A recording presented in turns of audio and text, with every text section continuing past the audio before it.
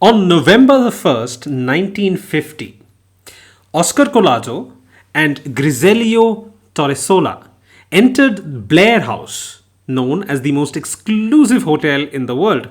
What they attempted to do lasted for around 40 seconds, and at the end of which, Torresola was dead and Collazo was in jail for 29 years until his sentence was commuted. What did Oscar Collazo and Griselio Terrasola attempt to do? This is the audience question for the 112th episode of Are You Quizzing Me, your favorite quizzing and trivia podcast show. I'll reveal this answer to this question at the end of today's episode, so stay tuned for that. Welcome to Are You Quizzing Me? I am Vineet Nair with my co-host Aditya Kashyap. This is a quizzing trivia podcast show.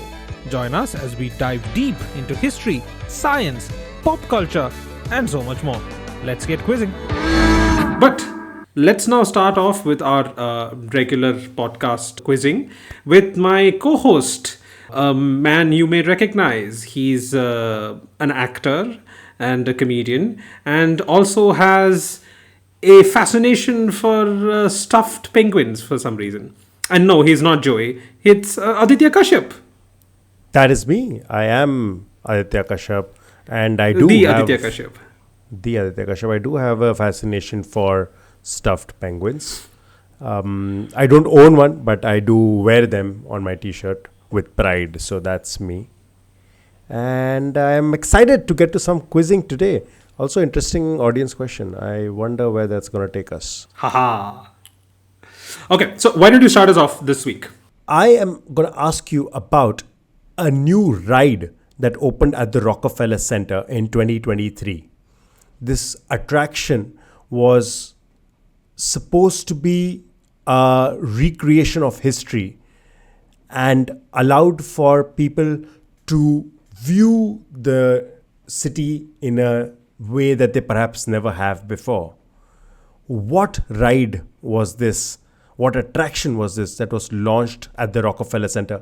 By the way, in case anybody doesn't know, which is in New York City. Which attraction was launched at the Rockefeller Center in 2023?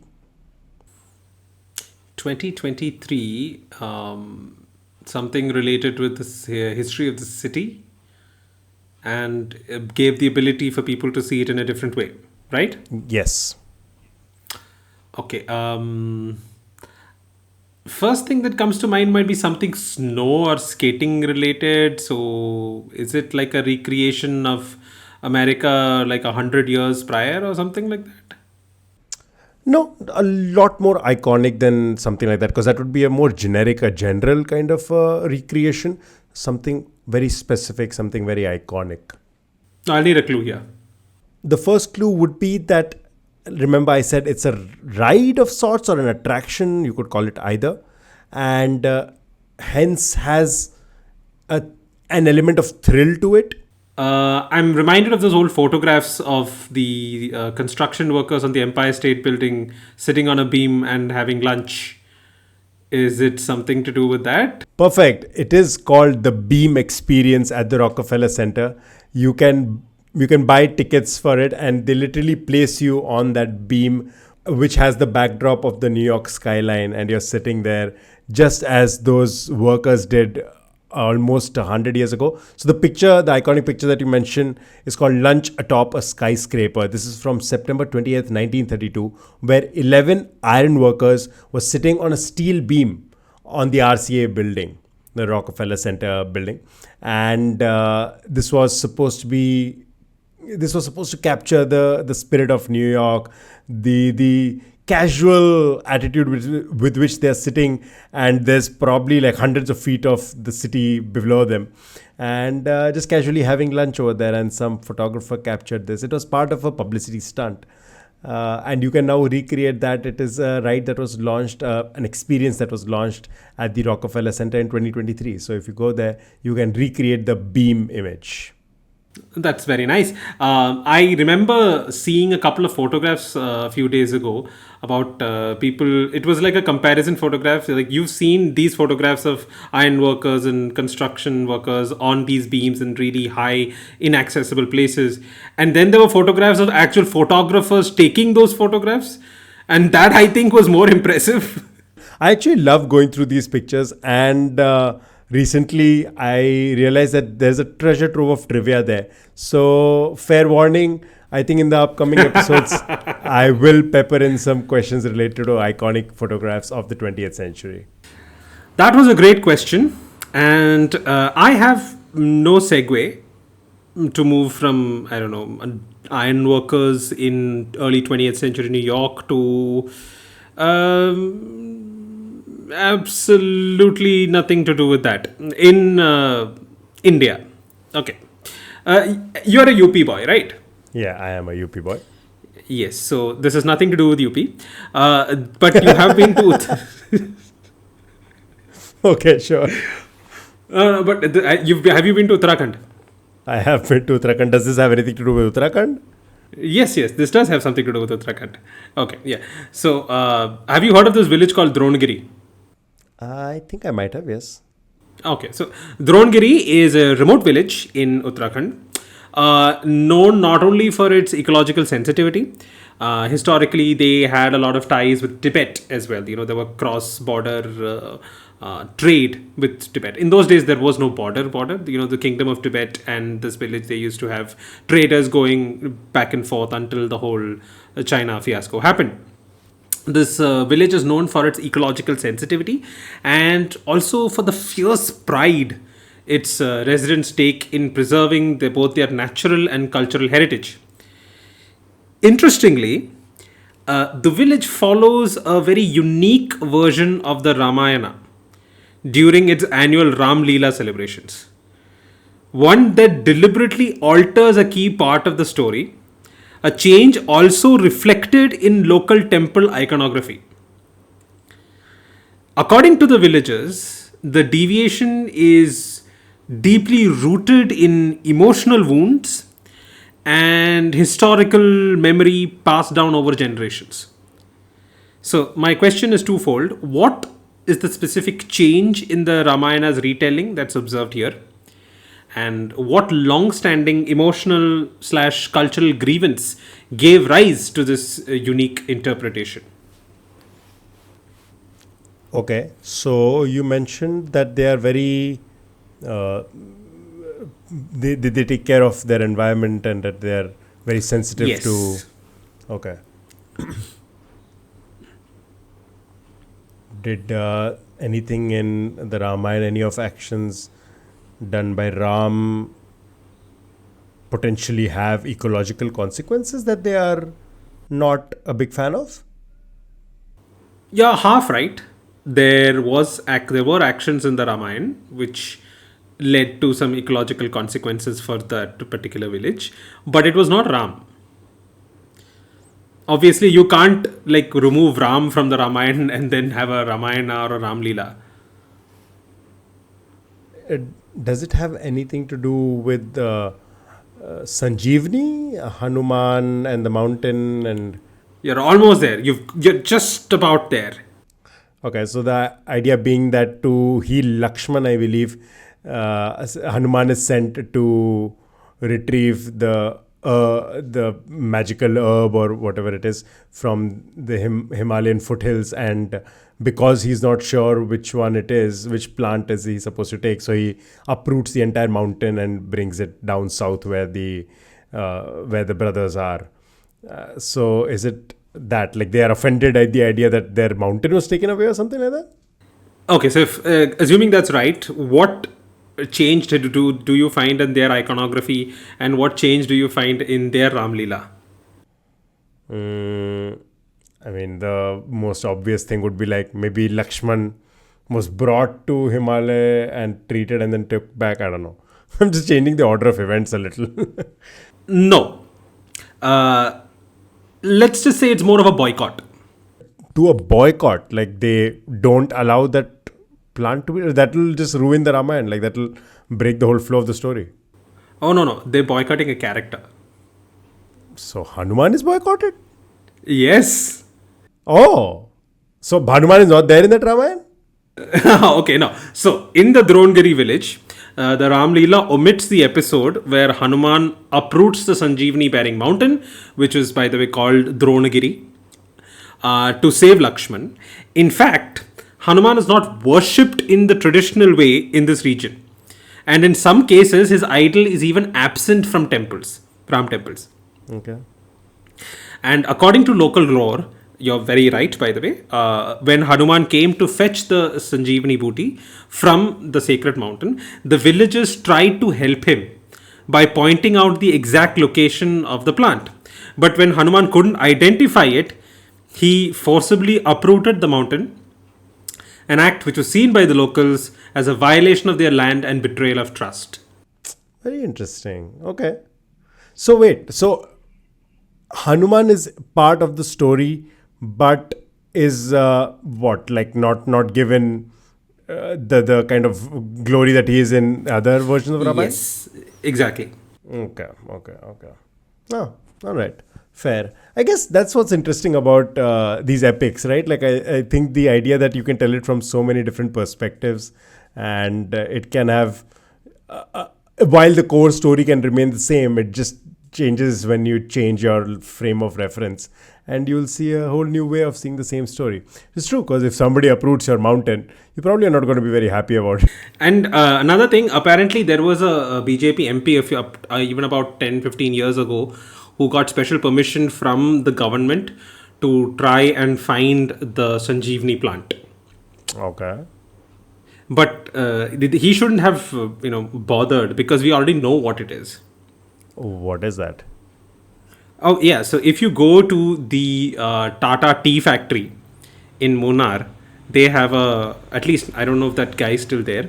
So there was a tour, there's a factory tour in the Tata tea factory where they take you through, plucking the plant, the leaves, the buds. They show you all the different types of tea, the drying and everything. And there was this plant manager or something. He was a pretty senior guy who'd worked there for decades or something. And when I went there for the first time, he was the one giving the tour introduction. And he kept calling tea as Sanjeevani. Ah, okay. He's like, this is the Sanjeevani plant, because he went on and on about the benefits of tea. And he's like, this is the Sanjeevani plant. He's like, if you drink a little bit of tea, you feel awake. Same thing happened to Lakshman.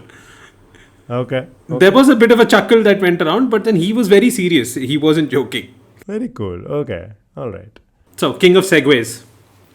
Well, speaking of things that are universally liked, but some people might not like it so much, I have a list for you. And tell me, I'm going to give you a list of names. Tell me what award have these people won, okay? And this, I must warn you, is probably trivia that you don't know about, that you're not aware of, and probably shouldn't even know, okay? Nobody here should know, except for the fact that the answer is just entertaining, okay? It's just going to be fun, yeah. So don't stress out when you don't know the answer, because I don't think any trivia nerd should even bother knowing it, right? So, to the question. 2024, Mark Simmons. 2023, Lorna Rose Treen. 2022, Masai Graham. 2021, Masai Graham. 2020, not held because of COVID pandemic. 2019, Olaf Falafel. 2018, Adam Rowe. 2017, Ken Chung. Okay, I'm going to stop here. I've given you the last 7 awardees, I believe. Give me the name of the award that was presented to these people. Is it a Webby? It's not a Webby, but you are not exactly cold. You're warm, lukewarm. Hey, don't tell me this is like one of those AVN awards, Adult Entertainment Awards or something like that. No. Adult entertainment is not something I'll find to be universally entertaining. I'm sure some people find that entertaining, but I'm not going to... Hey, you said universally entertaining, but many people may not like it. Okay. Universally entertaining, but still PG-13. I'll need a clue. Give me a clue. Since you are a connoisseur, a consumer of British TV, do you know of this British television channel called You and Dave? No. Not particularly. So it's a British free-to-air television channel owned by UK TV, which is a subsidiary of BBC Studios. Okay, it is known for broadcasting modern comedy and factual programming. So these are the people who present this award at a specific festival every year. So even if you give me the name of the festival, I'll take it. Is it Glastonbury? Glastonbury, not Glastonbury, but well, you're right in the sense that it is something in the UK. I've never actually heard of any of these people. So, well, that brings me to my next clue. This is something that perhaps people who I work with, the kind of work I would do, would probably be a little bit more familiar with. So, you know the domain I'm referring to. Okay, see, this is not fair. You do stand-up comedy, you do improv, you do ad work, you do film, theater. Which one am I supposed to? And you dance. So, which one of these areas am I supposed to be focusing on? And I also loved stuffed penguins. But this has nothing to do with stuffed penguins, I can assure you. Comedy is a space that I was referring to because I mentioned that you and Dave is known for their modern comedy as well. So comedy space would be the broad category. If you narrow it down, a festival in the UK, not England, which is famous for comedy, an award that is presented there. Even if you don't know the name of the award, just give me the name of the festival and I'll give the points to you so I can get to the fun part. Just for laughs. Ooh, just for I don't know if that's a festival. No, I mean, like, but they're hosted in Canada. But when you said the UK, I'm like, okay, maybe it's also in the UK. Nope, nothing. I'm completely blanking. Okay, I'll give you one last clue. It's in Scotland. Scotland? And it is the world's largest performance arts festival. Okay, now you're just making me look bad. But to be fair, I think people in the entertainment industry probably are a little bit more aware of it than outside of it. Is this like a Razzie kind of situation? No. Where It's a legit festival where people come and do what they hope to be is considered the best of their work and picked up and recognized and lauded and awarded. Nope. Baby Reindeer is a connect that I can give you. I haven't watched that show. Okay, never mind. Then I'll tell you. Baby Reindeer, I don't know if you know about it, is about a stand-up comedian. And who gets stalked, right? And who has a stalker and his based off of his own personal experience apparently and his experience with going to the Edinburgh Fringe Festival. Oh. Yeah. So the Fringe is considered one of the greatest performing arts festival. It is the world's largest performing arts festival. And this is an award presented at the Edinburgh Festival Fringe. Now, the name of the award is the funniest joke of the Fringe. And I found out that they award a comedian every year with an award which says funniest joke of the Fringe. Now, to me, that seems ridiculous because Who decides? I don't know who decides. I think it's some people from the public and maybe some judges. I'm not quite sure. But it is like a one-liner that they award as the best joke. Again, I don't know how you judge just a single line out of the context of the rest of the set. But some of these lines are actually quite funny. And this is where I said it would be funny. So forget about the trivia of it. I'll just tell you the last few jokes which I won, okay? Okay. I was going to sail around the globe in the world's smallest ship, but I bottled it. And that is by Mark Simmons. Oh. See, I told you. A lot of people will love it, but some people don't. Oh, nausea. Oh, God, nausea. You are going to sit through at least 5 more of these. Oh, God. I started dating a zookeeper, but he turned out he was a cheetah. That is just so bad. That is just so bad. It won the funniest joke of the Fringe in 2023. The largest performing arts festival in the world, by the way. Yeah, I'm not very impressed. Oh, wait. I tried to steal spaghetti from the shop, but the female guards saw me and I couldn't get pasta.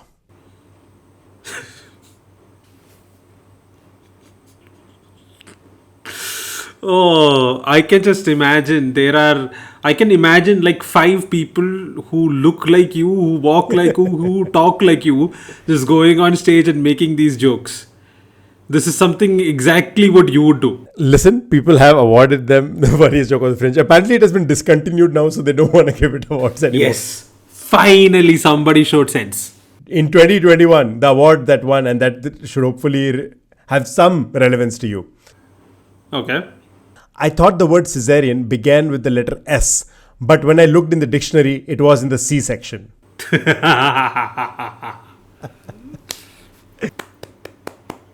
I like that. I'm not a fan of the new pound coin, but then again, I hate all change. Okay. I've decided to sell my Hoover. Well, it was just collecting dust. Oh God. Ah. And the nausea is back. Okay, I mean, they're not bad, but like when you tell me that these are the best jokes of the festival, I'm like, how bad were the rest of the No, jokes? I found that very surprising because Edinburgh Fringe is supposed to be one of the funniest places that people aspire to get to. Like, it is like, oh my God, you made it in your career if you, as a stand-up comic, have had your act at the Fringe. And for some reason, these are the best jokes. I found that a little strange also. But you know what? It's still funny. So I enjoyed the jokes. And these started in 2008. So there are at least like around 15 of them. So go and read the rest if you want to, because apparently they discontinued. That's not going to happen again. And this is what was a trivia that is absolutely useless but funny to me. I enjoyed it. Thank you so much. Back to you, Vineet. Okay, moving on from some really, really bad jokes to something that will make sense. The segue will make sense once you hear the answer. Okay. So the question is as follows. In the 1970s, you've heard of the privy purse, right? Mm-hmm. Yeah, so once India got independence, all the kings and queens and princes who used to have their own individual kingdoms, who joined the Union of India, they were allotted a privy purse because they no longer had their kingdoms, but to maintain their lifestyle and their palaces and whatnot, they were given a privy purse by the government. And in the 1970s, I think it was Indira Gandhi who revoked it. Basically said that, you are no longer royalty and you don't deserve to have a privy purse anymore. So in the 1970s, when royal titles and the privy purse was abolished, Maharaja Gaj Singh II of Jodhpur saw an opportunity amid the upheaval. He opened up his prized fort for tourism, converting it into a museum. But before that transformation, he monetized the site in a rather unusual way by selling a product provided by the fort's only true residents at that point of time. These residents had long played a crucial role in global agricultural practices and promoting environmental awareness. Now, the question that I'm coming to is, who were these residents and how did he monetize the fort? And this historic fort gained global attention in 2012, making it a fitting spotlight given its past inhabitants. So, who were the inhabitants? How did it get monetized? And how did it become so popular in 2012? Sorry, you mentioned the Raja of Jodhpur, did you? Yes, Maharaja Gaj Singh II of Jodhpur. So they were part of some sort of agricultural practice, and they were able to monetize that when the money Their was product was monetized by the Maharaja. I mean, it could be just about anything that is grown in those parts, which admittedly is not that wide a variety. Think about it this way. Who would you think are the inhabitants of the fort at that point of time in the 1970s? They were the only true residents of the fort. Like the only full-time residents. Are these not people by any chance? Are these like some animals, something who are doing something, who are creating something or making something like that? I don't know. Okay. Isn't this the emoji? Yeah, that's the one. Very accurate. Okay, so in the 1970s, I'm guessing it's not a person, some sort of maybe plant or some sort of animal that was in the fort that was utilized. Oh, that still doesn't help me though. I can't possibly guess just based off of that. Okay, I'll give you a clue. I will give you a clue. But the clue is literally half a world away.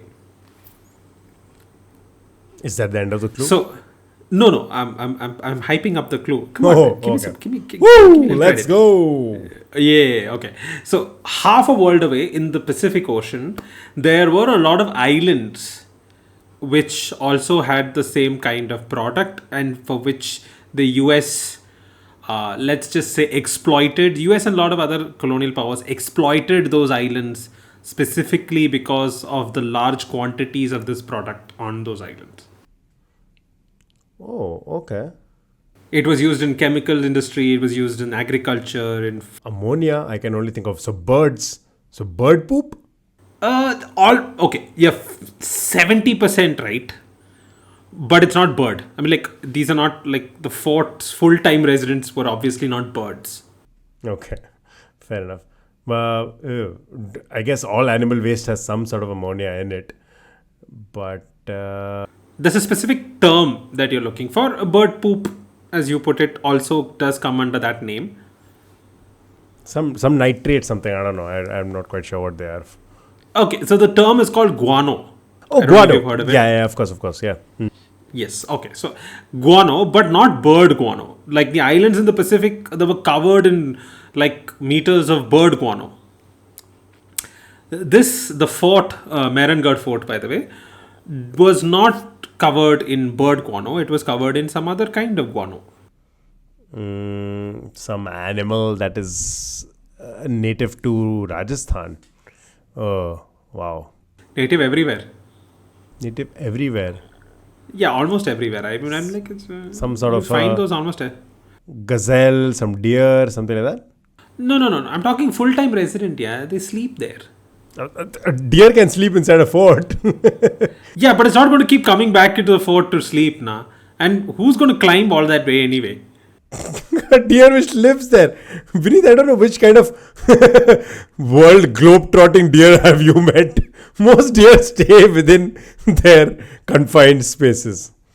There's a very obvious answer you're overlooking. So then some sort of a domesticated animal. Then I'm guessing some cows and Okay. buffaloes and stuff. I guess, I don't know. Listen to the question again, okay? Last time, before I reveal the answer, I said these were the only residents of the fort at that point of time. The only true residents, which means that the Maharaja and his family and all, they were not staying there. If they were not staying there, the entire fort would be devoid of human habitation. And what happens when humans are not there and you have a fort at night? Come on, man, I'm literally giving you. Are there rats there? Oh God, no, I'm going to just tell you. Bats! Okay, you know what? There could be rats also. And you're telling me that bats were more likely to stay in the confines of that space and not freaking rats? The bats roost. I'm gonna fault your hint on this one, but fine. And come on, I get it that bats are not birds. Bats are not birds, but let's just take a chill pill here, okay? Bats are birds for all practical intents and purposes. Yes, except for the fact that they are not like birds in any way, shape, or form. Yeah. Okay, so you've got that right. So there were extensive bat droppings, and that guano was used for fertilizers, which he sold off and made a lot of money from that. Now, the second part of the question is that this fort gained international attention in 2012. And that was a kind of very fitting spotlight, the way the people came to know about it, given this past history of the fort. Batman, The Dark Knight Rises, that well outside where he climbs out. Yes, very good. Yes, so the rock climbing scene was shot at Mehrengad Fort. Yeah, that's why the name struck a bell. I remember reading this, yeah. And now do you understand the segue between your question and mine? It's a joke. No, they were like batshit jokes, and this is just about batshit. I'm gonna say shitty jokes, yeah. Okay, you know what? Yeah. Good. Yeah. I like it. Well, strong segue. I'll give it to you. Okay. All right. Speaking of iconic things from the 70s, important things from the 70s, I want you to tell me what has made Bruce Raymer, a lawyer, famous. What made Bruce Raymer, the lawyer, famous in 1970s? What made him famous? Was he a porn star? Why is everything today about just adult entertainment, Vineet? No, I mean, like you say the 70s, and I don't know. I mean, like I watched a couple of these movies recently. You know, the Pearl series and Triplex and all those movies with Mia Goth. Okay, sure. Good fun times Yeah. happen in Kochi, I see. Very nice. Oh yeah, yeah. Not fun movies, by the way. Okay, so I have to clarify because this is too open-ended a question. Now, what made Bruce Raymer famous is perhaps not recognized by his own name, but something so iconic from the 1970s was given the name Bruce, and at least die-hard fans would know that the name is Bruce. The rest of us probably don't know the name Bruce, but do know what I'm talking about. Die-hard fans know the name Bruce, but otherwise, is this like a the Batman Man-Bat thing? No. Okay. So, but you're close with the idea that it's a fictional character. So, what I mean by diehard fans is diehard fans of that piece of fiction know that the name, unofficial name, is Bruce. The rest of us probably don't know the name Bruce, but do know the character itself. Nope, nothing comes to mind immediately. If you can give me a clue. Okay. So, this work of fiction is from 1975.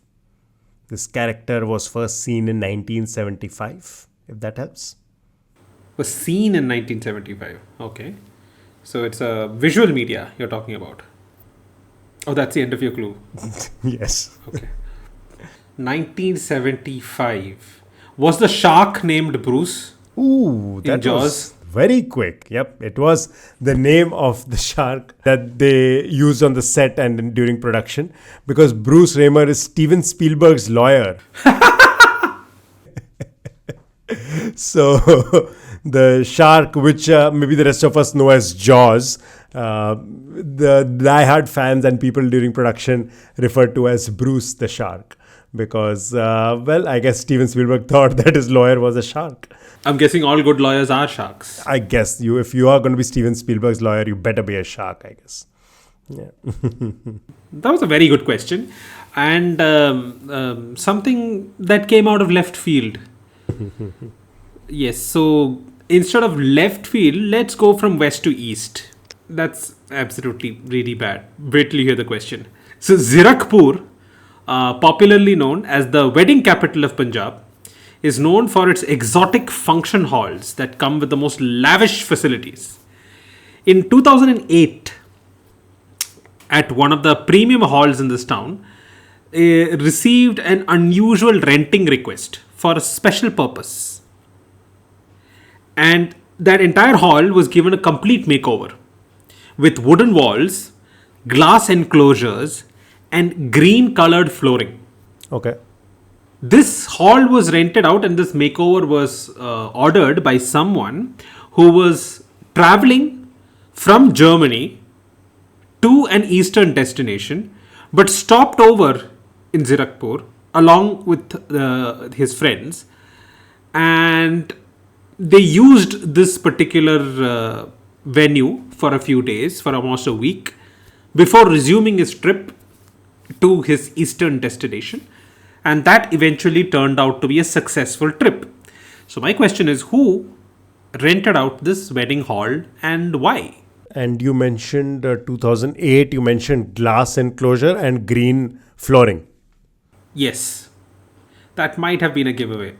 Yeah, I'm thinking green flooring reminds me some sort of a field, some sort of a pitch, some sort of a sports space. Am I close? Yes, you're not wrong. Okay, so then perhaps, and you're saying somebody from the west, so I think it's more likely that it was a football field recreation.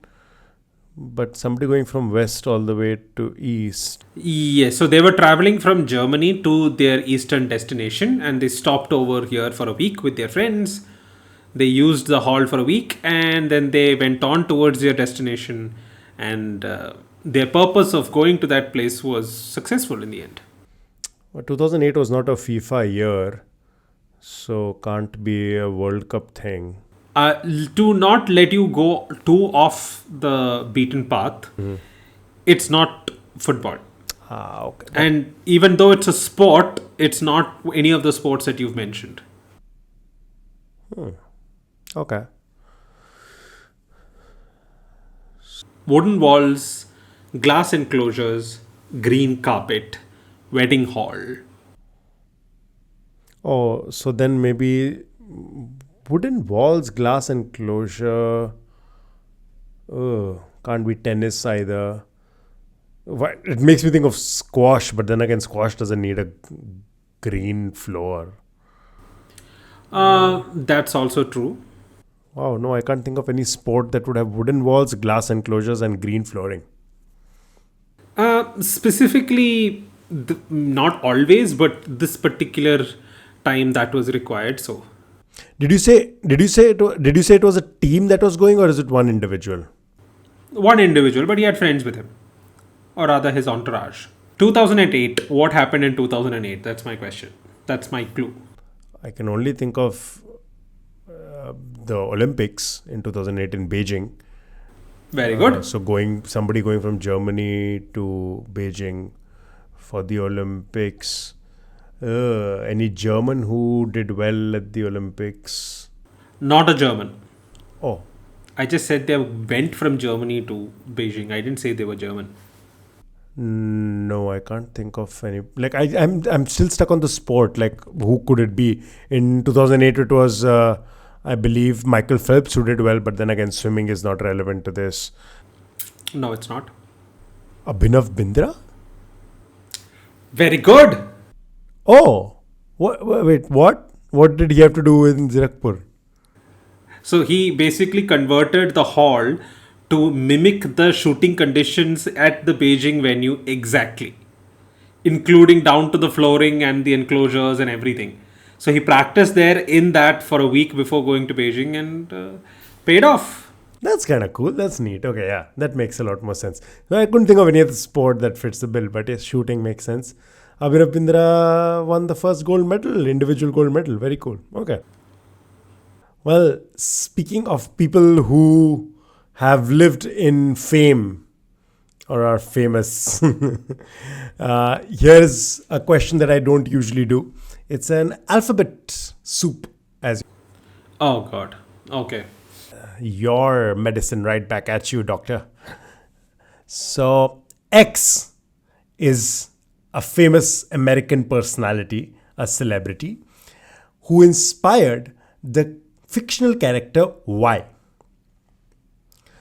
The fictional character Y has a dog in the work of fiction that Y is part of. The dog is voiced by Z. Both X and Y are very similarly named. Y's name is very directly inspired by X's name. It's not the same, but it is very directly inspired by X's name. Which TV show am I referring to in which X, an American celebrity, was parodied or their inspiration was used directly to create the character Y with a dog voiced by the actress Z?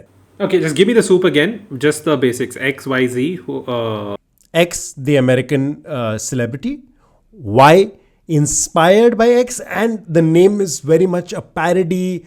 Almost making fun of X's name. So if X was called Ram, Y would be called Sham, almost something like that. Okay. By a very famous actress Z, who back then was not as famous. So I just found that interesting that this actress voiced such a minor character in this show. Was X a TV critic, or like a critic, film critic, or something like that? No, Politician? no, from the entertainment industry. Hey, was it Weinstein and Einstein? No. What? No, I thought maybe X was. I don't know. I'm just trying to guess names of show. Like, so I thought maybe they were trying to lampoon Weinstein, Harvey Weinstein, and they No, named no, the dog Einstein. No, no, no, no, nothing no, like that. no. Okay. I don't know. You'll have to give me some clue about the show because I'm completely blanking here. First of all, is it a show I would have heard of? Heard of, yeah. Maybe not watched, but probably heard of, yeah. And it's an 80s show. No, I never mentioned 80s. Okay. Can you to give me the time frame then? No, I don't want to. I'm kidding. It is from the 2000s. I think it is from the 2000s. Oh, it's the 2000s. And probably, which is why I said you probably have not seen it, because it was meant for a younger crowd and you were not a child in the 2000s. So not, Oh no, I was already in college. yeah, exactly. So, Voiced for younger audience, I would have absolutely no idea, man. I like even when I was a kid, I never watched those kind of shows much. so let me give you a hint now. Okay. This is a famous celebrity. X is a famous celebrity who was famous for being famous almost. It was one of the first few people, much like the Kardashians. And people claim that the Kardashians kind of modeled themselves off of X and how X shot to fame. Um, In fact, Kim Kardashian has said that X gave her a career in some way. I'm tempted to say something else about how gave Kim Kardashian her career. No, But, not the, stop it with the adult. Stop it with the adult entertainment, Vineet. I don't know what's up with you today. Okay, see, I'm not the one who called it entertainment. You're the one who called it entertainment. Shame on you. Oh yes, I apologize. Like Arsenio Hall, but he had a famous chat show. So then I'm not. I don't know if I mentioned it's a woman that we're talking about. X is a woman. Y is a female character inspired by X. Oprah? No, but Oprah is not famous for being famous. Exactly. And I don't think Kim Kardashian is giving credit to Oprah for making her. Yeah, that's true. Nope, I'll need something else or you'll have to put me on my misery. Okay. Big clue coming up. Both X and Y are named after cities. A woman who's named after a city. Okay, let's see. Sydney? Good guess, but no. Do you know any famous Sydneys? I don't know any famous. I mean, I know famous. No, I'm thinking of cities which can be construed as female names. Sydney, if not Sydney, then Philly. Philly Because is obviously nobody's Philadelphia- name. Nobody's name is Philly. Whose name is Philly? I don't know. Maybe somebody. I have a feeling you're making this up. No, there's no Philly. I give up. Oh, who is it? You know what? Since you're in the mood today, I'm going to tell you that this person also gained a lot of fame because of a sex tape that was released or leaked rather in 2003 called One Night in Dash. And Dash is the name of X. Oh, Paris Hilton. Paris Hilton is the name of the person. Wow, Vinny, that is the clue that got you to the answer. You naughty, naughty boy. I plead the fifth. Okay. X is Paris Hilton, the name of I. Okay. So you could have pretended to take a few more seconds on this. The name of the sex tape is One Night in Paris that shot her to fame, and I think it was leaked. So unfortunately, assuming it was against her consent. But anyway, so that she became famous for being famous. Kim Kardashian, I think, was one of her friends back when she was gaining notoriety. Kim Kardashian claims that some of that rubbed off on her, and she managed to make it big as well in the entertainment space. But coming back to X and Y, so X is Paris Hilton. Who is Y that is inspired by Paris Hilton? London Ritz?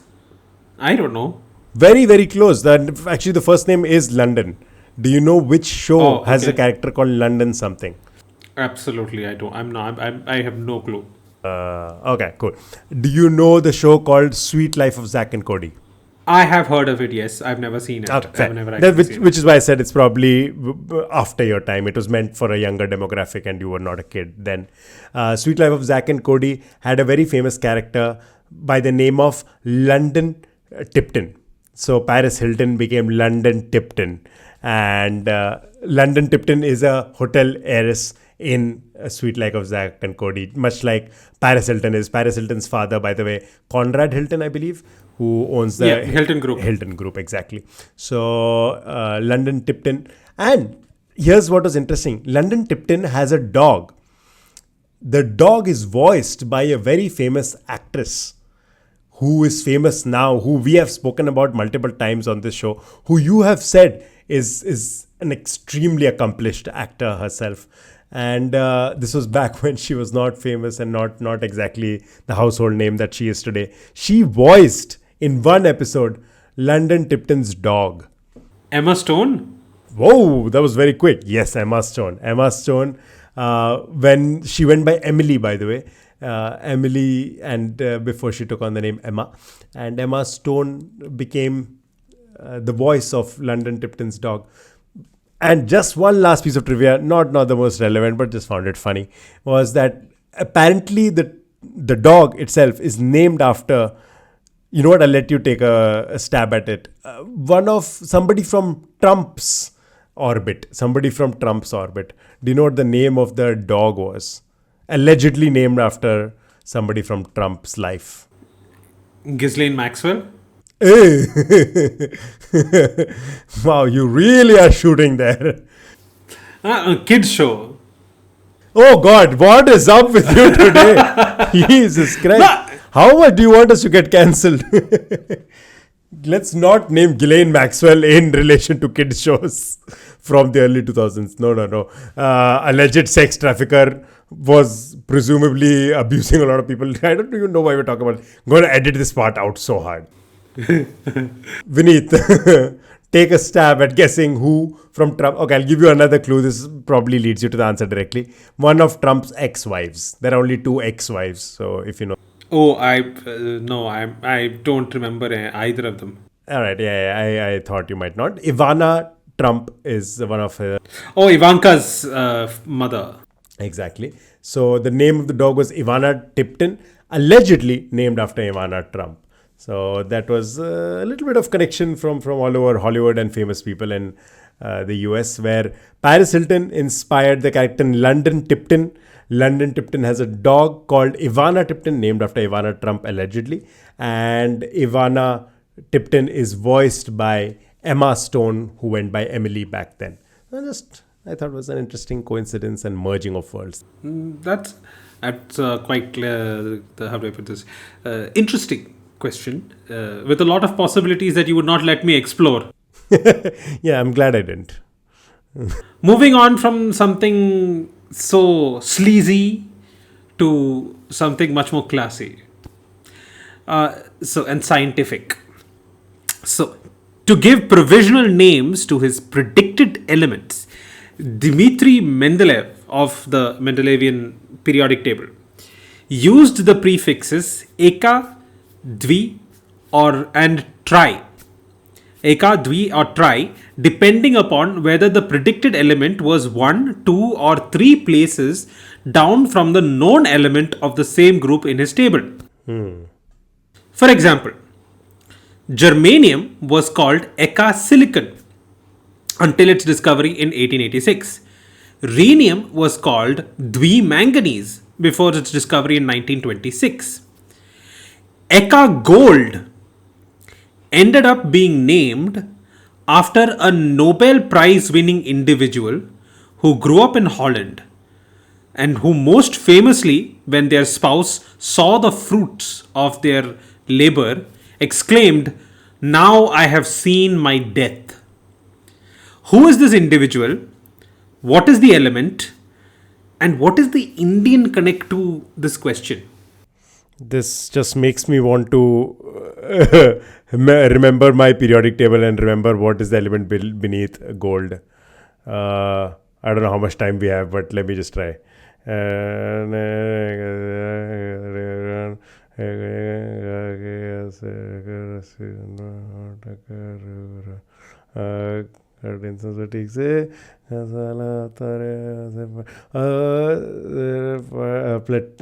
Plutonium. PT is plutonium, I think. Plutonium and then gold. Oh God, this is not going to be easy. Because I remember it horizontally. I don't remember what is vertically. Haha. which, by the way, I just shout out to my father. He taught me how to memorize the periodic table, and it's the simultaneously the most ridiculous way and the most effective way. Literally, just spell it out like it's one word. So it became H and Echi, and then it became Libe Baknofne, Name Galsip Selar, Ke Kasati Vakraman, Fekoni Kazan, Gage Sibrakra, Rapsi Zanba, Mota Karura Pad, Kadinsnas Batigze, Kasbala Haftavare, Osir Pat Ao. So Ao is there. I know where Ao is. Oh my God. Too long a line to remember what comes beneath it. Yeah, I don't think I can do that. If only my father had given me a mnemonic for remembering the periodic table vertically. But let's try to do this logically. The Nobel Prize winning scientist's wife saw it and said, I have seen my death. Is that what it is? Death, yes. They saw the fruits of his labor and they said, now I have seen my death. Makes me think of X-rays, but then that would be Madame Curie, which doesn't make sense. I mean, fair, it could be Madame Curie was also there. When Okay, hold your horses. You're 50% right. Oh, this is X-ray. I know this is an X-ray that showed the hand of the woman, and she saw her bones, and she said that I've seen my death. Right. That is why I think my mind went to Madame Curie. But if it's not Madame Curie. Yeah, it's not Madame Curie. X-ray. I am forgetting who was responsible for X-ray. We used to butcher his name in school. Okay. That'll come to me hopefully. So the element is named after him. Yes. So you've already, like, if you get one, you'll get the other. As in, I'll get the name of the scientist, I'll get the name of the element. Fine. But can you tell me, you said there is some India connect also in that. To the whole question, but that you can deal with at the end. Let's do the first two. Now give me some clue. I feel like I'm very close to it. Oh, I don't know if I can. Is there any clues to give because it's a name? Very first Nobel Prize winner. Oh, for chemistry. No, I think this was physics. Uh, You're right. It's X-rays. Just the question is who. Yeah, I know it's X-rays. I remember this piece of trivia also. Is the X-ray thing? There is some quantity, some SI unit also named after him. I think. Is it? Yeah, I think there is, but there are so many SI names named after so many other people. So I wouldn't use that as a way to get to it. It's one of those things you either know it or you don't. I don't know if I can lead you to it because there's no other clue I can give you. No, fair. I'm pretty sure I know the name, but it's just, it's skipping me right. It's fair enough. You probably know this. It's Willem Röntgen. We used to call them Röntgen. Rontgen. Yes. We used to call, in school we used to call him Röntgen, but apparently it's Willem Röntgen. So the element is? Röntgenium? Yes, it's Röntgenium, which was earlier, before its discovery, was predicted and was called Eka gold. In this entire question, what is the Indian connect? Like, look at the question as a whole, like how I set up the question and everything. You said Eka and Dvi, both Sanskrit, I guess, prefixes. Very good. Yeah. Is that the relation? All three. Yeah. Eka, Dvi and Tri. They were Mendeleev took it from Sanskrit. Okay, that makes sense. Yeah, because there was this whole European obsession with Sanskrit and the Oriental arts at the time, and also I guess the Aryans and their superiority. I guess which Sanskrit apparently. This was way before that. Mendeleev was way before that, so let's not taint him with that brush. Fine. I think that's all the time we have for our regular round of quizzing. What's left now is to answer our audience question, to give our pop culture recommendations, and that's it. So, our audience question, which I asked at the beginning of today's episode, which hopefully many of you have already guessed by now, is: on November 1st, 1950, Oscar Collazo and Griselio Torresola entered Blair House, known as the most exclusive hotel in the world. what they attempted to do in the next 40 seconds ended with Torresola dead and Colazzo in jail for 29 years, after which his sentence was commuted. What did Oscar Colazzo and Griselio Torresola attempt to do? What's your guess? Blair House. Did you mention where this is? No.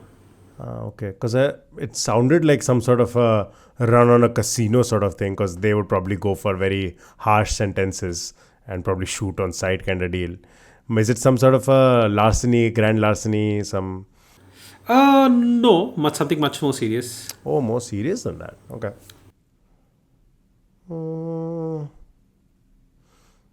Did you mention the year? 1950, 1950. Blair House. Was this like... I don't know what the history of Fort Knox is, but I'm assuming it's before 1950. This has nothing to do with Fort Knox. So no, like the gold reserves or something. Oh, nothing. Something more serious. No, I have no clue. Is there like any other hint, or is that only the answer? I'll just say that I was very surprised to learn that after 29 years in jail, Colazzo's sentence was commuted by the US president, which was very surprising considering what he tried to do. Was it justified, or you don't, like, nobody would think it was justified also? I don't know if you see, it's to each his own, but I don't think like if I was an American or an Indian, if this happened in India, I would not be in favor of commuting his sentence. But then that's just me. I'm very biblical that way. Oh, so then it has to be some sort of like a terrorist attack or something. Did they try to kill people then? That would be the only other... Something a little more serious. Wow. You've gone from casino theft to stealing stuff from the national reserves of the country to terrorist attack, and that is still more serious. An assassination attempt at the president, I guess, then? Yes. Huh? Which president was... Yes, so this is something that most people don't remember anymore. In 1950, during around that time, the White House was undergoing massive renovations. So the president had moved residences from there to Blair House. Now, Blair House is another residence in Washington where usually the US president puts up like really, really top-notch like dignitaries, like princes, queens, and ambassadors, and only those kind of really hoi polloi people stay there. So it's known as the most exclusive hotel in the world for that reason. Harry S. Truman was staying there when two extremist activists of the Puerto Rican independence tried to assassinate him. Okay. They were Oscar Colazzo and Griselio Torresola. Torresola was shot dead. Colazzo went to jail for 29 years, and I think it was Jimmy Carter who commuted his sentence. Interesting. That is very surprising. You're right. Yeah. Would not expect that. So that's the audience question answered. I hope at least a few of you got the answer or was able to guess the answer. Aditya, what's your pop culture recommendation for this week? So I have 3 movie recommendations for you. One of them hopefully is still in the theaters. I don't know if it's going to be there. So let's start with that one. That is F1, and that stars Brad Pitt. Now, I've heard the allegations of how this is meant to whitewash Brad Pitt's image, and I know all of the social commentary, politics of it aside, it is a good film. Another great racing film, by the way, Senna. So wow, I'm giving multiple recommendations, I guess. So Senna, a documentary which is phenomenal. You have to watch it. Do yourself a favor, watch it. So Heartbreaking in the ways that I did not expect a documentary about F1 to be. I'm not even an F1 fan, and yet I was so invested. So both Russian Senna are better, but F1 is great, and especially in the theaters. I think the reason was because this was in some way in collaboration with the FIA, which is the governing body for F1 races. I think they probably pushed the agenda of showing as many racetracks as possible. So it feels like the movie is repetitive at points. Like, okay, I got it, and why are they doing the same thing again in the next race? Why is it the same thing in the next race? So, like, I feel like the whole movie could have been a few races shorter, but maybe that was a business decision. And also, I spoke to my friends who are fans of the sport, and a lot of the things that the team does in it, because they're the underdogs, is very questionable. I don't think you'll be allowed to do that. They're pulling off these tricks and maneuvers which should not be allowed. But hey, it makes for fun cinema. So check it out in the theaters if you can. The other movie that I saw is on Netflix. It's called Rebel Ridge. And just wow, what a phenomenal movie. And that is mostly because of the performance by the lead, Aaron Pierre. Such a good actor and a very good supporting cast as well. Just such a good movie. Such a good movie. So very intense, a lot of things happening, very slow, but yet the payoff is great. So Rebel Ridge is worth your time on Netflix. And the third one I would tell you that you can watch is 28 Years Later. Now this is a follow-up to 28 Days Later, 28 Weeks Later. And 28 Days Later I have not watched 28 Weeks Later. First one was by Danny Boyle and was a good film. This one is by Danny Boyle as well. And I don't know what is up with this movie, but Danny Boyle is having fun with it. And I don't think I've seen a director have so much fun with this film in a while. So since Slumdog Millionaire, I believe Danny Boyle has not had this much fun. So check out 28 Years Later. There is a sequel coming out next year as well. So this is like, it's one of those annoying films where like, you know that they will finish the story in the next movie. So that I don't like. But apart from that, a good film. And just to watch, it's just really having fun with the camera. Like, I'm just like, what kind of crazy cinematography are you doing? Makes no sense. But yeah, and if you're on blogs, if you check out filmmaking videos and stuff, you'll see the very interesting rigs that they use for some of their outdoor shoots. And these were like 30 iPhones on a single rig. So it was capturing bullet time, but with iPhones, I believe. So something like that. A fun movie, just something to watch if you want to have fun along with the director on that journey. So 3 movies, F1, Rebel Ridge, and 28 Years Later, and sidebar to both Rush and Senna. Very solid recommendations. My recommendation for this week is a show called Murderbot. Have you seen or heard about this show? I have not. Okay, and then I'm going to say absolutely nothing about it because you really just have to go watch it without any expectations. It just blew me away. The show is just so damn funny, and it's a bit of science fiction. It's a bit of speculative science fiction. It's got a lot of humor, a lot of action. So everything I love. Fantastic show. Watch Murderbot. And the second would be a Keira Knightley movie called The Boston Strangler. It's about the female journalist whose reporting brought out the story of the Boston Strangler. Very well done. Very solid performance by Keira Knightley. So those are my recommendations for this week. And that's all the time we have for this week's episode. Thank you for watching and listening. We hope you enjoyed the show and learned something new.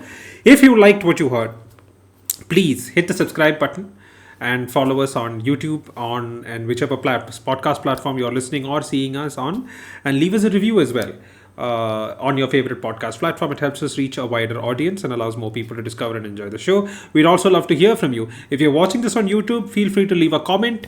If on any other podcast platform, you can always reach out to us on Instagram at areyouquizzingme, or if you want questions asked on the show, you can email us at areyouquizzingme@gmail.com with the name of the quizmaster in the subject line. We also have a Reddit community, r/areyouquizzingme, where you can join other fans of the show and discuss whatever you want.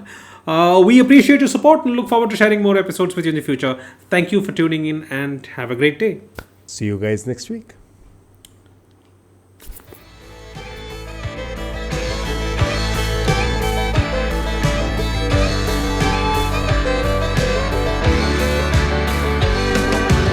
Woo! Let's go.